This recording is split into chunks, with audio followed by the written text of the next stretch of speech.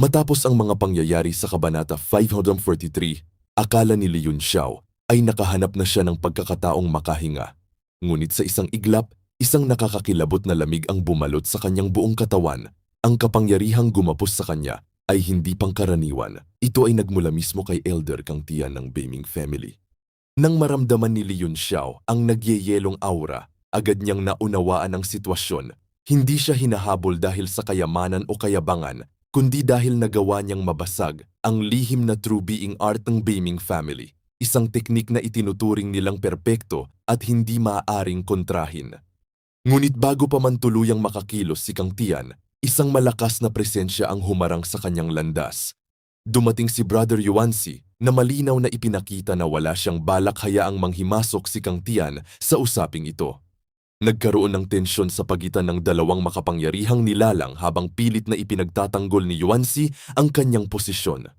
Iginiit ni Kang Tian na kailangang dalhin pabalik si Li Yunxiao sa Beiming Profound Palace dahil naniniwala siyang may hawak itong lihim na paraan upang sirain ang kanilang pinakamataas na sining militar.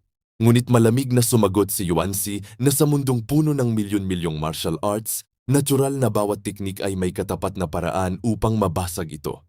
Habang umiinit ang palitan ng salita, isa pang nakakatakot na figura ang lumitaw mula sa kadiliman. Ang nakamamanghang presensya ni Dong Menyao, ang kilabot ng elder ng Soul Devouring Sect. Sa kanyang mapanuyang ngiti, kinutya niya ang lohika ni Kang Tian. Kung nabasag ang martial art mo, kailangan mo bang hulihin ang taong gumawa nito? Ang simpleng tanong na yon ay parang sampal sa dangal ng Beiming family. Hindi pa rito natapos ang kaguluhan. Nagpasalamat si Dong Menyao sa tulong ng Red Moon City na naging dahilan upang si Hao Miao ay makatawid sa susunod na antas ng kapangyarihan. Isa-isa nang lumilitaw ang mga alamat ng Heavenly Martial Realm at maging ang mga nanonood ay hindi maitago ang kanilang pangamba. Sa harap nila ay nakatayo ang tatlong haligi ng mundo, mga nilalang na kayang yumanig sa buong Heavenly Martial Realm sa isang utos lamang. Habang pinagmamasdan ng mga higanting ito, napagtanto nila na hindi na ito laban ng mga mortal. Ito ay naging digmaan ng mga immortal. At sa gitna ng kanilang pag-uusap, ibinunyag ni Dong Menyao ang isang nakakagulat na katotohanan. Tila nakadiskubre rin siya ng paraan upang basagin ang isa pang lihim na teknik ng Beiming Profound Palace, ang misteryosong Netherworld Hand. Habang umiinit ang tensyon, isang malamig na ngiti ang sumilay sa labi ni Brother Yuanzi. Mahinahon niyang ipinahayag na sa Red Moon City, iisa lamang ang batas. Ang sinumang lalabag ay paparusahan, maging isa man itong karaniwang tao o isang makapangyarihang elder. Napangiti si Dong Menyao, samantalang napakuyom ng kamao si Elder Kang Tian na halatang hindi nasiyahan sa naging tugon. Kasabay nito, muling lumitaw ang 8 Manifestation of the Death God. Sa paningin ni Dong Menyao, isa lamang silang mga peste na matagal nang naghahasik ng kaguluhan sa Heavenly Martial Realm. Dahil naglakas loob silang gambalain ang dakilang pagtitipon sa Red Moon City, malinaw na isa lamang ang kahihinatnan nila, ang kamatayan. Tahimik naman sinang-ayunan ni Yuanzi ang sinabi nito.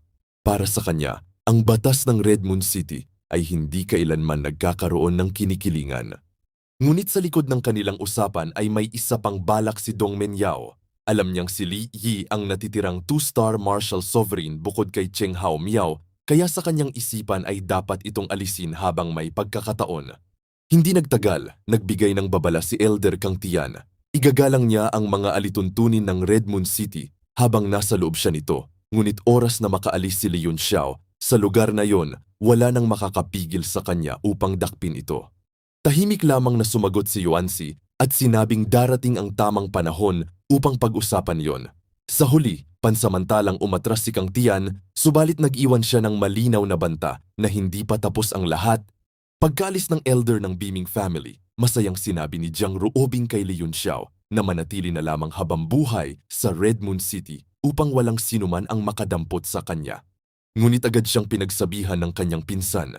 Ipinunto nitong matagal nang magkaalyado ang Beiming Profound Palace at ang Red Moon City kaya hindi nila maaring sirain ang kanilang ugnayan dahil lamang sa isang tagalabas.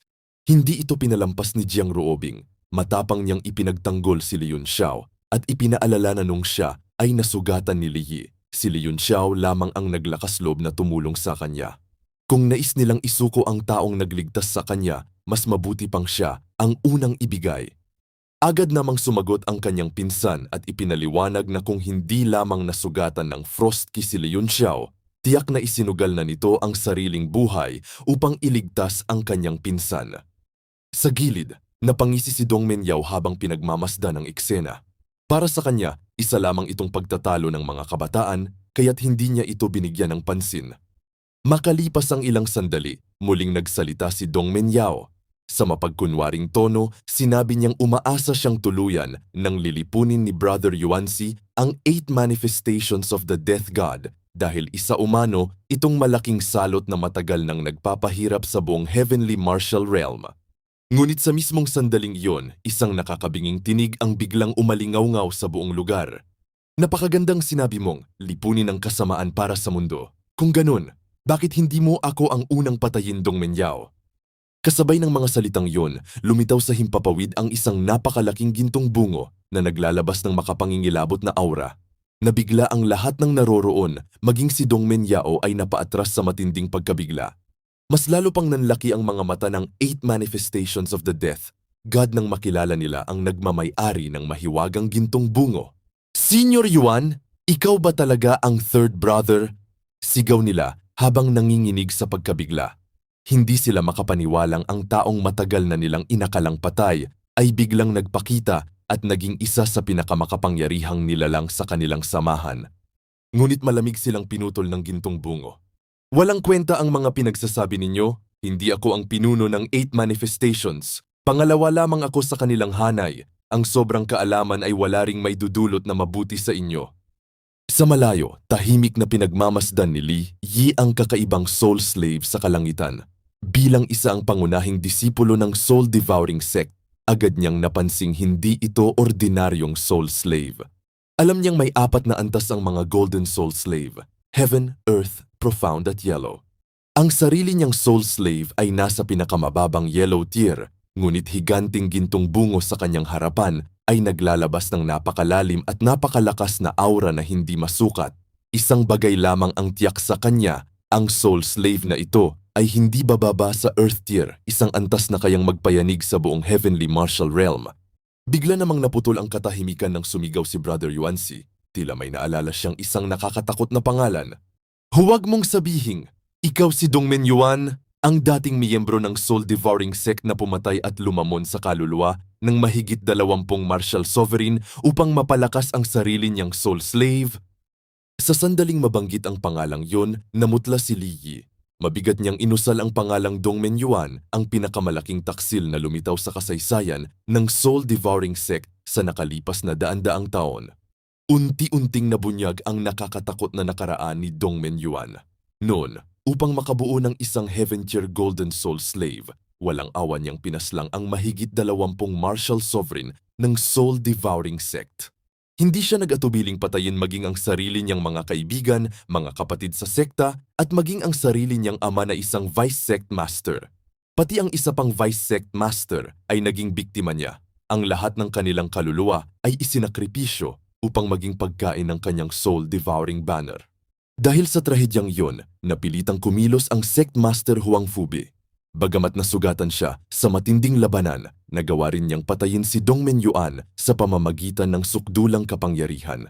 Simula noon, ang pangyayaring iyon ang kinilalang pinakamadilim na trahedya sa kasaysayan ng soul-devouring sect, kasabay ng isang misteryosong hindi kailanman nalutas.